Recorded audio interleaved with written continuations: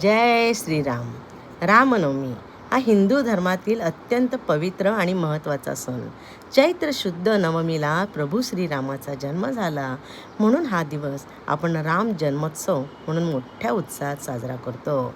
अयोध्येचा राजा दशरथ आणि राणी कौशल्या यांच्या पोटी दुपारी 12 वाजता पुनर्वसू नक्षत्रावर श्रीरामांचा जन्म झाला होता. अधर्माचा नाश, पृथ्वीवरील अधर्म आणि रावणासारख्या दुष्ट शक्तींचा नाश करण्यासाठी भगवान विष्णूंनी 7वा अवतार म्हणजेच राम अवतार घेतला होता.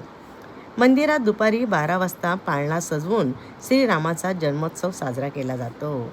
यावेळी राम जन्मला ग सखे राम जन्मला अशी गाणी किंवा भजनी म्हटले जातात. जन्मोत्सवानंतर भाविकांना सुंटवडा म्हणजे सुंठ, साखर आणि खोबरे यांचे मिश्रण प्रसाद म्हणून दिला जातो. अनेक लोक या दिवशी उपवासही करतात.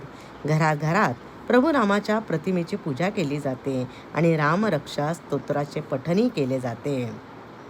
अनेक शहरांमध्ये रामाच्या मूर्तीची पालखी किंवा भव्य शोभायात्रा काढली जाते. रामाच्या जीवनातून मिळणारी शिकवण आम्हा सर्वांना प्रेरणादायक आहे. वडिलांच्या शब्दासाठी राजत्याग करून 14 वर्ष वनवासात जाणारे श्रीराम हे एकवचनी होते. रामाने आयुष्यभर नीतिमत्ता आणि मर्यादा पाळल्या होत्या, म्हणून त्यांना मर्यादा पुरुषोत्तम असंही म्हटले जाते.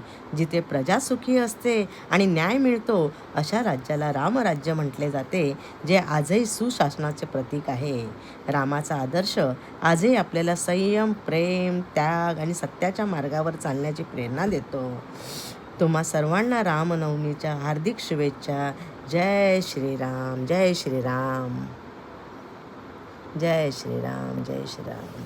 विसरू नको श्रीरामा मला. जय श्रीराम.